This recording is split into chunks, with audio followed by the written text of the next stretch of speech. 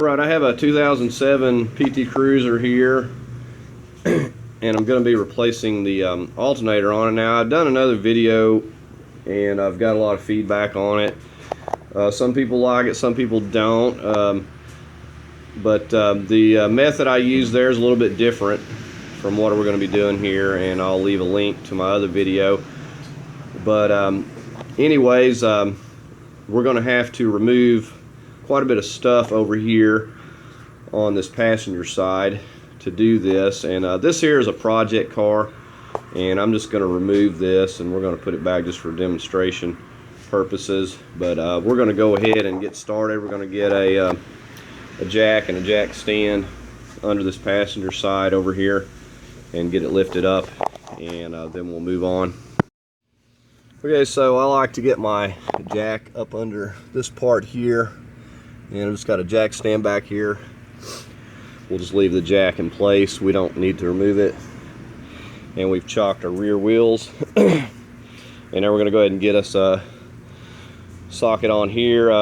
Break those loose if you're not using an impact before you raise it up. Okay, so we're using a 19 millimeter.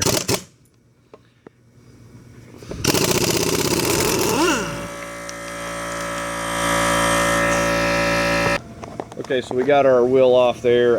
If it tries to hang up on you, just give it a kick and it'll come loose.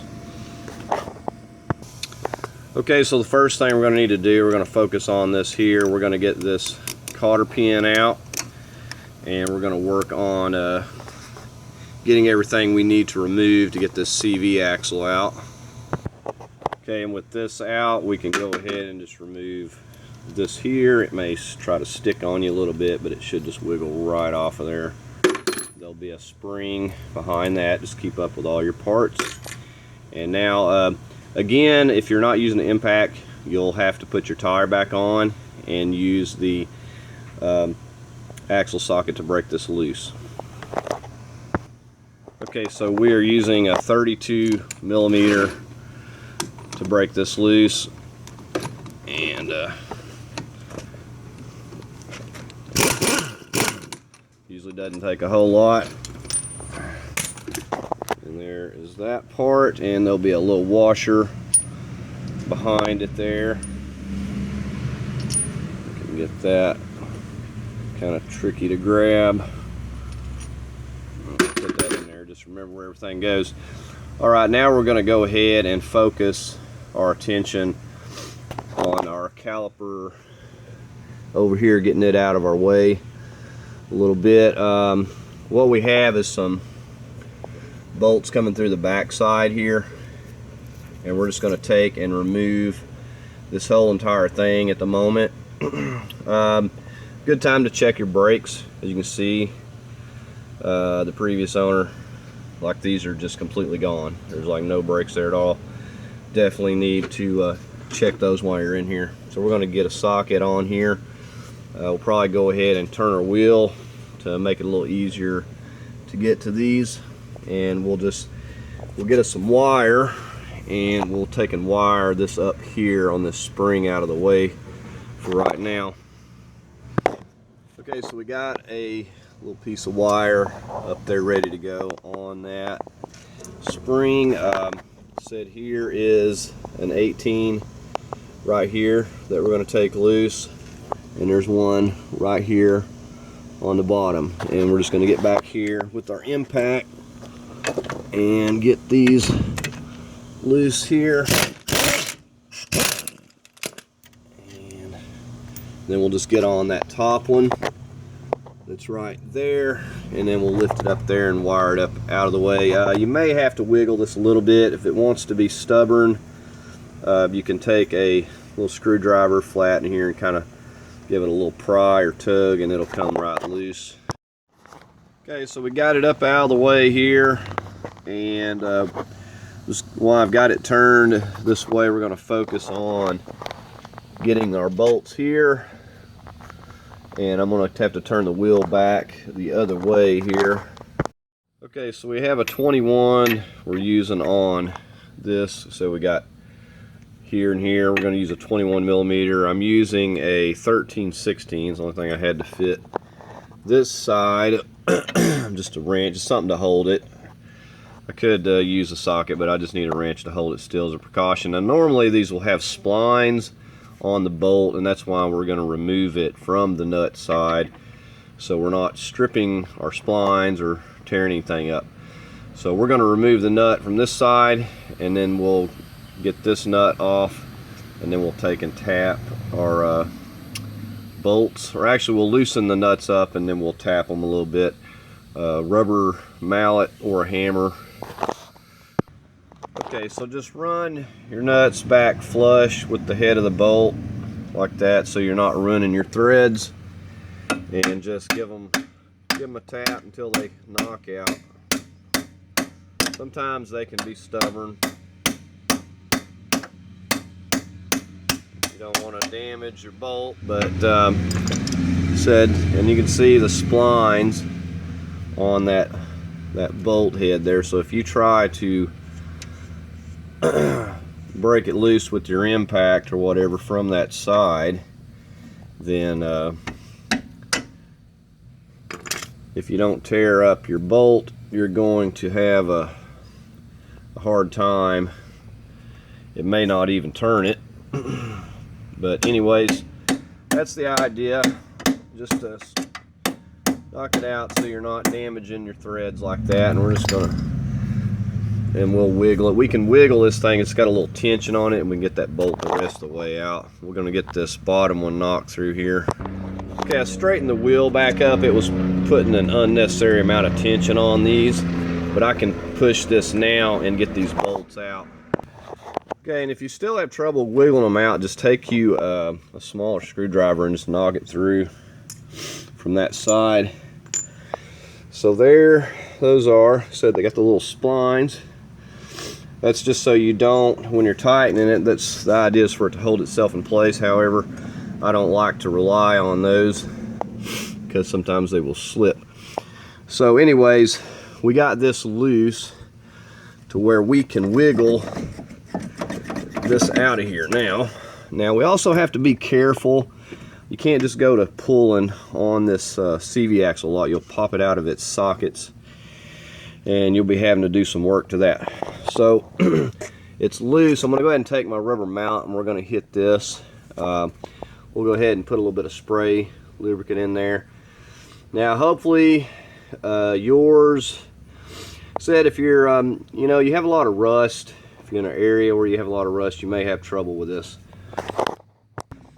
Okay, so I just gave it a couple of good whacks with my shot-filled rubber mallet, and it moved pretty easily. You'll know pretty quick if you're going to have problems, because you hit it and it, you know, with a heavy, you know, 5 pound, 4 pound, I guess, dead blow, and it doesn't move, then you got some work to do. And I have another video on that. I'll drop a link to that if you have a seized up CV axle. I've had several that I've run into, and it's not fun. It makes the job way more work than what you intended. So anyways, I got it knocked back. I'm going to get over here with like a pry bar on the back side and just gently finish pushing this all the way out. I'm going to just get a hold of right there with a pry bar and push that the rest of the way out. Okay, so there we are. I said all I was doing was just gently pushing this back on out of there, and it's pretty much all clear now. And so now what we're going to need to do at this point, you can see how this CV axle runs way back up in there. Well, you want to have your vehicle lifted up high enough that you can get under here and make sure to be safe and have jack stands. But we're going to have, now that we've got this loose, we're going to take this completely out. It's still hung up there. I'm going to get it completely over here, hanging loose, but not where it's going to hang too much and damage the other end or anything. But anyways, we're going to go ahead and get this completely out of here, and then we're going to crawl under the vehicle, and I'll show you what we're going to do next.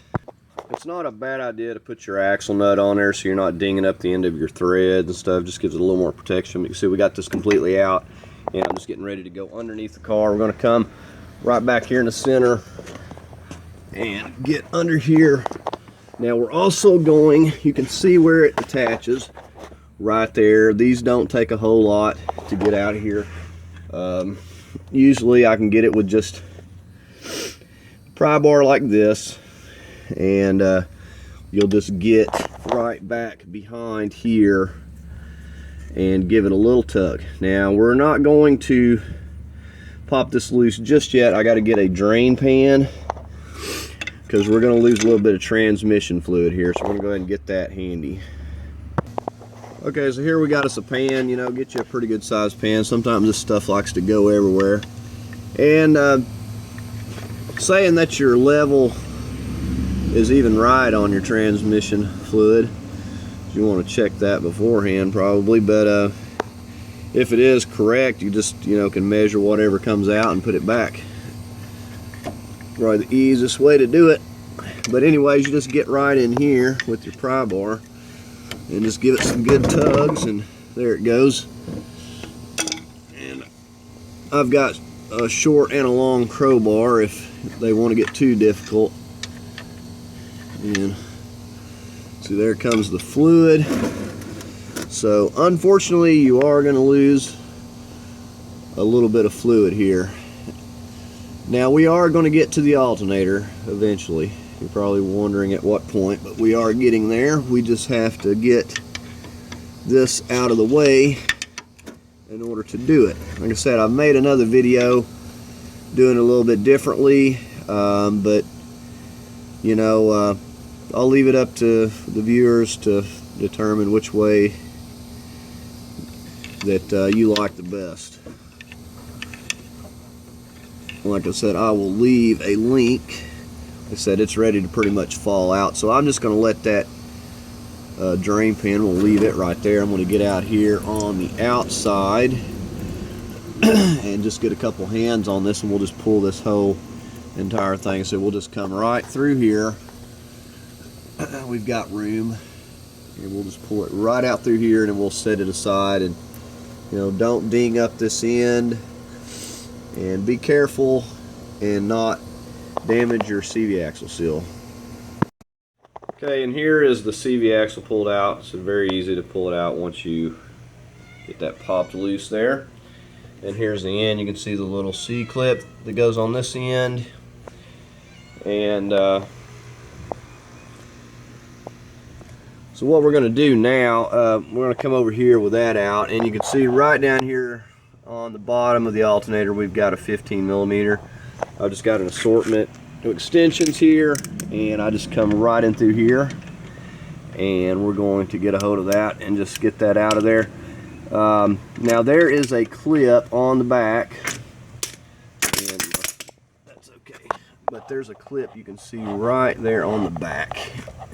This right here. Now that'll flip over when you go to loosening this, and once you get it completely loose, it will fall off, so don't lose that. You'll need to put that back on there, but we're going to take that bolt completely loose and try to wiggle it out of there, and then after we can get this one here, we'll just go ahead and well, we'll have to get the tension off. It won't come out with the tension on it, but we will go ahead and get it loose, and we'll go up top to the tensioner. So we're just going to go ahead and loosen that a bit, and then we'll go up top here.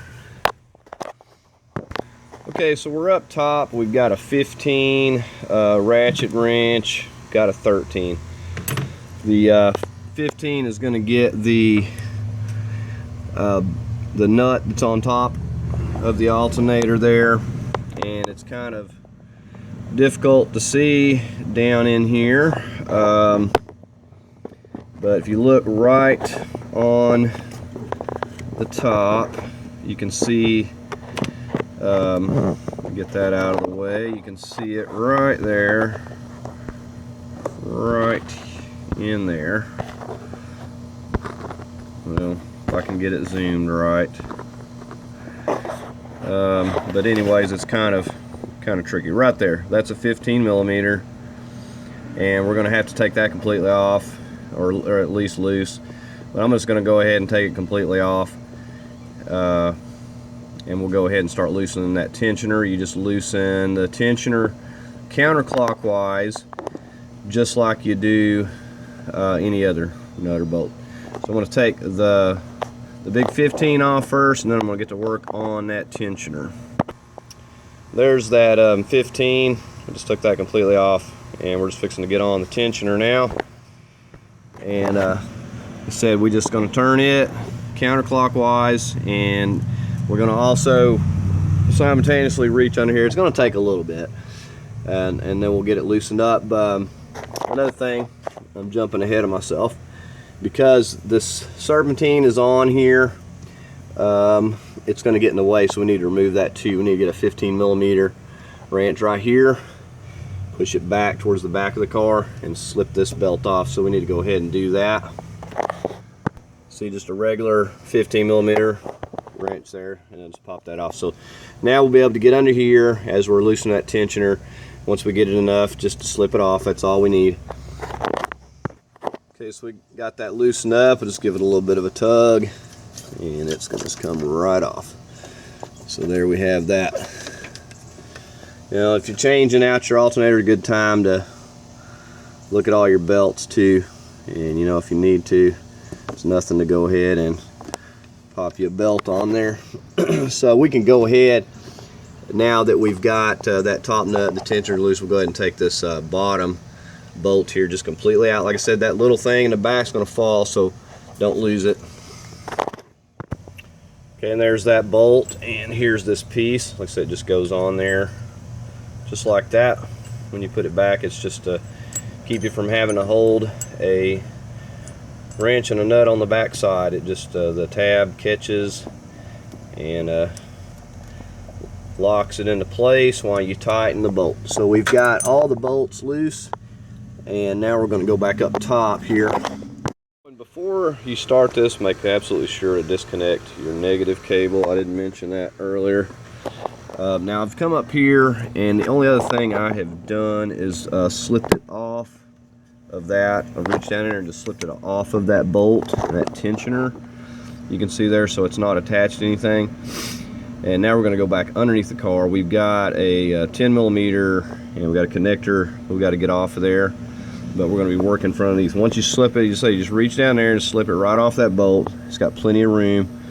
Once the bolts and stuff are out there and the belt is slipped off, you just slip it right off of that tensioner bolt. Okay, so we're underneath the car here, and you can see how we're coming out through this bracket right here. There's plenty of room pretty much to just squeeze it right through there. You got this line here, but it's not a big deal. And so we're just working it right through here. You got this little shield and you got this line, but we're going to bring it right down, and once we get it down here, we'll get a hold of these wires and get these loose. Okay, so we got it down here, just kind of resting on this area. We've got like a little safety lock tab here on this. It has to get pulled back, and then we'll take that loose. We've got a 10 millimeter right there that we need to get loose, and then once we get those wires loose, we can go ahead and wiggle it the rest of the way out of here. Okay, so I just pushed that lock back. Some of it broke, it's so brittle, but I got a little pick tool and got it the rest of the way back. You see about how far it is, and then you're able to just press down right there, and it'll come right off of that. And I've just got a little ratchet with this 10 millimeter right here, and it's actually pretty snug to get it broke loose, but once you get it broke loose there, it's not a problem. So we just need to get this nut completely off of here, and then once we get that, we can remove the wire. So you got to kind of be careful when removing these and putting them in. Sometimes you can break this plastic part, and that's actually protects it. So now we just have to wiggle that wire out of there. Sometimes it wants to stick. Okay, so now we're just going to orient this around where we can slip it through here. we've got our wires loose, so that's all we need to do at this point. Okay, I want you to note the piece of cardboard I have right here. We started out over here taking our wires loose.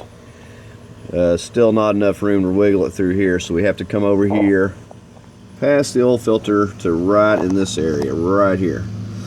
Now there's a power steering cooler right here. You don't want to damage your fins coming out, so you take a piece of cardboard and slip it right up there into place, and then when you come down with your alternator right through here, it'll slip right through easier and you won't do any damage to those fins. Now, by the same token, putting it back in, we're going to go back in the same way. Like I said, it'll only pretty much go one way. Now, I personally like my other method I normally use of taking the motor mounts and slipping it out that way, because this way it seems to be a little more excessive work, and it's still not a real easy task of fitting it out through here. There's just not a lot of room, as you can see. But that's how you come out with it, because you got this here and you got these hoses and everything in the way, so you just have to slip it right through here.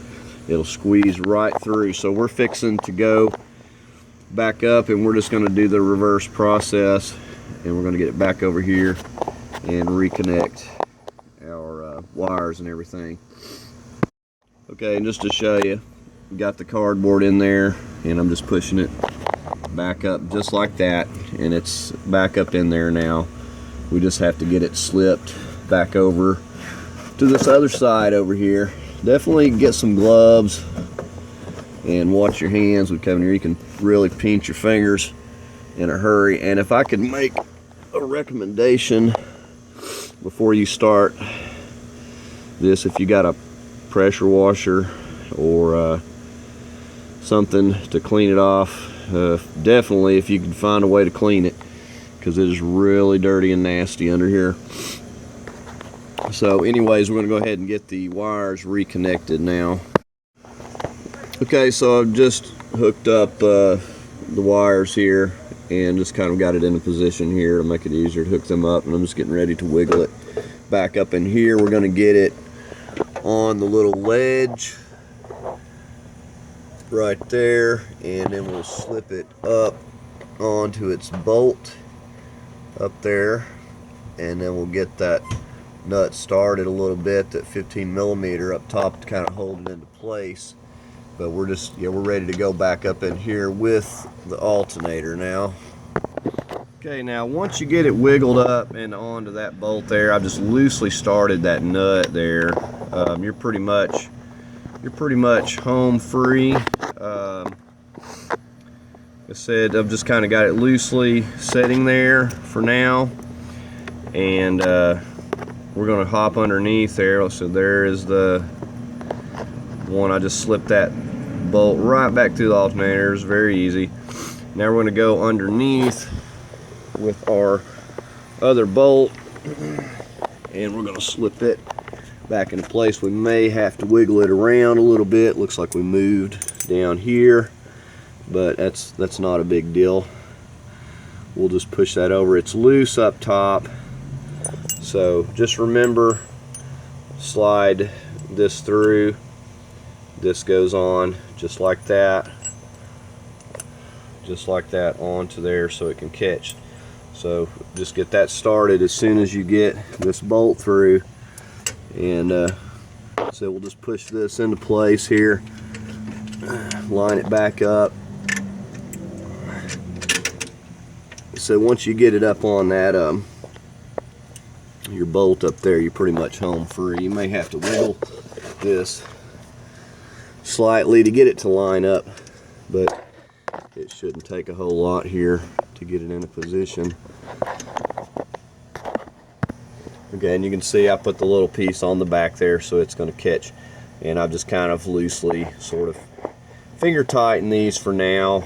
We're going to have to get our belt back on and get on the tensioner again. We're going to just turn it clockwise like you would anything else to tighten. So we'll go ahead and find our belt here,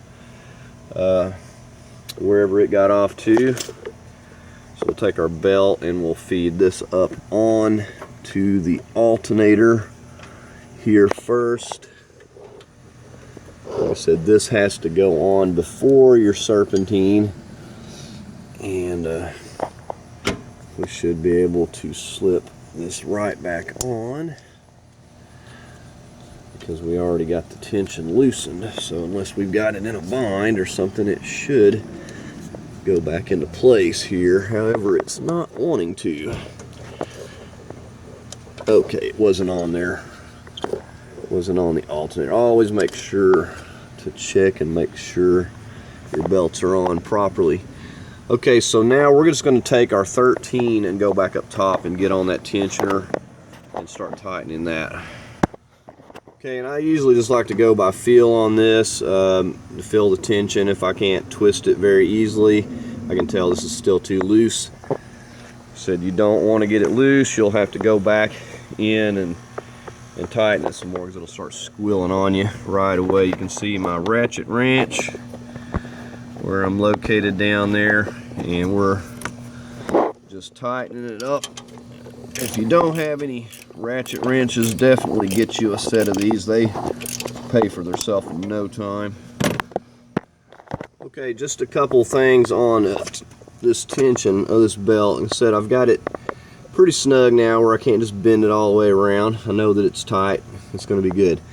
When I say this bottom bolt, you don't want it like really tight, but you want it to be setting into position and push back a little bit, and you want to kind of run it down a little bit because it's going to pivot. Basically, it's going to push the bottom. You don't just want it super tight, but you want it to be snug down a little bit on this bolt, but leave the top one loose, and then that will allow the tensioner to pivot. Because if it doesn't tighten up right, basically just take it back loose, take your bottom bolt loose, push it back, re-snug it a little bit, and then go up there and redo your tensioner. So anyways, we've got that where we need it. We got our tensioner and everything. We're going to go ahead and snug that top 15 right there on top. We're going to snug that one up, and then this alternator will be all tightened down.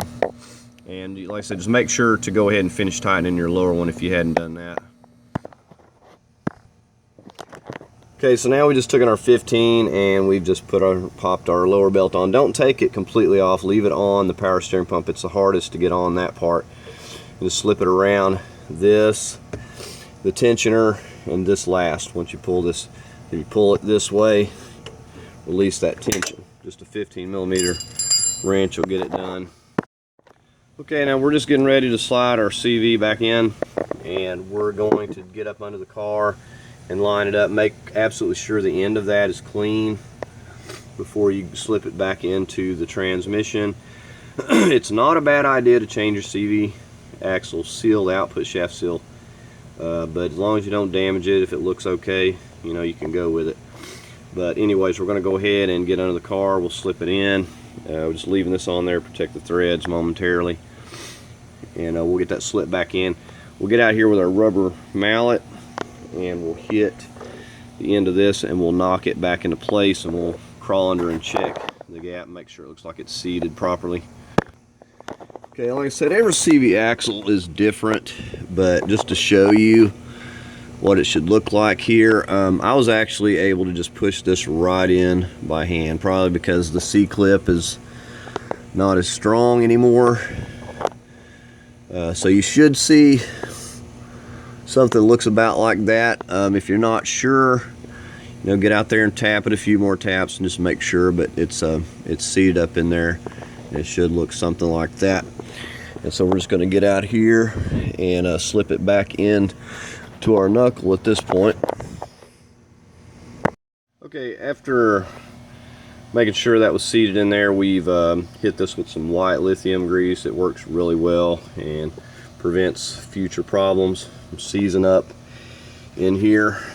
So we're just getting ready to slide this back in, and I like to get one bolt started, usually the bottom one, and then I'll push the top one up into the knuckle and get that top bolt started. And usually this will just slip itself right into place once you get it started. Here we're just going to work it around, slip it right back into the knuckle, and get it into place here. Okay, and you can see this is going where I need it, and now we're just going to push really hard. We'll get back here and push on this with some force and get that top lined up, and we'll just go ahead and slide that one in, and see that just goes right into place where we need it. Okay, and I just got these started by hand. We're going to go ahead and get our 21 on this side over here, and we'll get it lined up, and we'll go ahead and hold this with our 13/16, and that'll just pull them splines right on down. I'm just going to tighten them both with the impact, and then we'll get on our axle nut here. Okay, so we've got our washer that we'll get on there first. I'll go ahead and get this, and again I'm just going to tighten this up with the impact. And you can put some Loctite on here if you like, but you got the cotter pin and everything, so it's really not necessary. Okay, so now that we got that tight, we're going to put our little spring washer on, get that on there, and then we'll get our little castle nut lined up to the best one here.